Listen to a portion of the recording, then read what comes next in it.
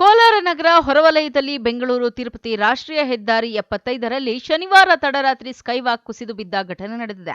ಅದೃಷ್ಟವಶಾತ್ ಯಾವುದೇ ಪ್ರಾಣಹಾನಿ ಸಂಭವಿಸಿಲ್ಲ. ಘಟನೆಯಿಂದ ಸುಮಾರು 3 ಕಿಲೋಮೀಟರ್ವರೆಗೂ ಅಧಿಕ ಟ್ರಾಫಿಕ್ ಜಾಮ್ ಉಂಟಾಗಿ ಸಂಚಾರ ಅಸ್ತವ್ಯಸ್ತವಾಗಿತ್ತು. ಕೊಂಡರಾಜನಹಳ್ಳಿ ಆಂಜನೇಯ ದೇವಸ್ಥಾನದ ಸಮೀಪ ಈ ಘಟನೆ ಸಂಭವಿಸಿದ್ದು, ಜಾರ್ಖಂಡ್ ರಾಜ್ಯದ ಟ್ರಕ್ ಒಂದು ಸ್ಕೈವಾಕ್ಗೆ ಗುದ್ದಿದ ಪರಿಣಾಮವಾಗಿ ಕುಸಿದು ಬಿದ್ದಿರುವ ದೃಶ್ಯಗಳು ಸಿಸಿಟಿವಿಯಲ್ಲಿ ಸೆರೆಯಾಗಿದೆ.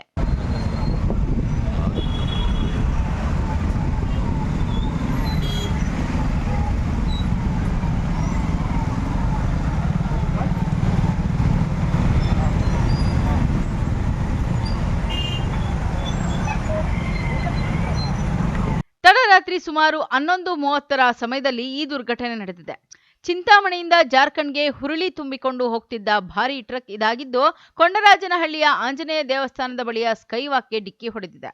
ಡಿಕ್ಕಿಯ ತೀವ್ರತೆಗೆ ಸ್ಕೈವಾಕ್ ಮಧ್ಯಭಾಗದಲ್ಲಿ ತುಂಡಾಗಿ ಟ್ರಕ್ ಮೇಲೆಯೇ ಕುಸಿದಿದೆ. ಟ್ರಕ್ ಚಾಲಕ ಸಣ್ಣಪುಟ್ಟ ಗಾಯಗಳೊಂದಿಗೆ ಪ್ರಾಣಾಪಾಯದಿಂದ ಪಾರಾಗಿದ್ದಾನೆ.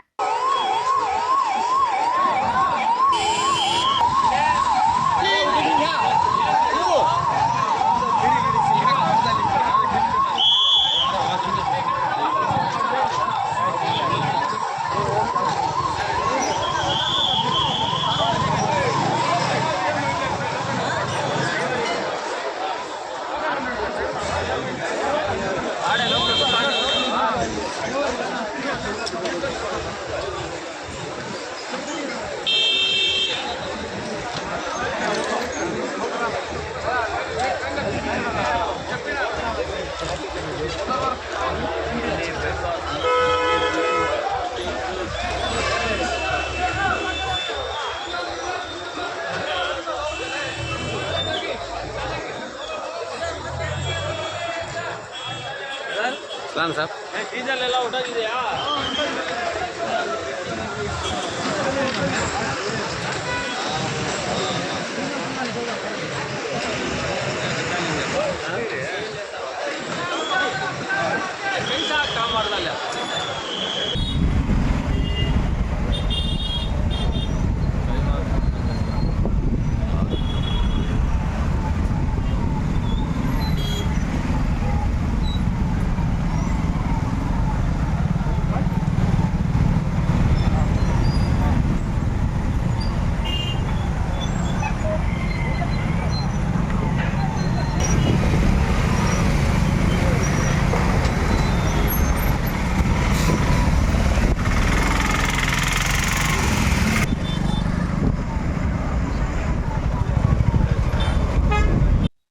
ಸ್ಕೈವಾಕ್ ಕುಸಿತದಿಂದ ರಾಷ್ಟ್ರೀಯ ಹೆದ್ದಾರಿಯಲ್ಲಿ ಸಂಚಾರ ಸಂಪೂರ್ಣವಾಗಿ ಸ್ಥಗಿತಗೊಂಡಿತ್ತು. ಬೆಂಗಳೂರಿನಿಂದ ಆಂಧ್ರಪ್ರದೇಶ ಮತ್ತು ತಮಿಳುನಾಡಿಗೆ ತೆರಳುವ ವಾಹನಗಳು ಗಂಟೆಗಟ್ಟಲೆ ದಟ್ಟಣೆಯಲ್ಲಿ ಸಿಲುಕಿಕೊಂಡವು.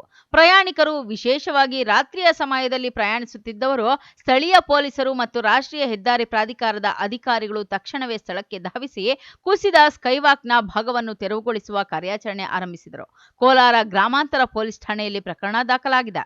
N M Suresh, MMTV news, Srinivaspur.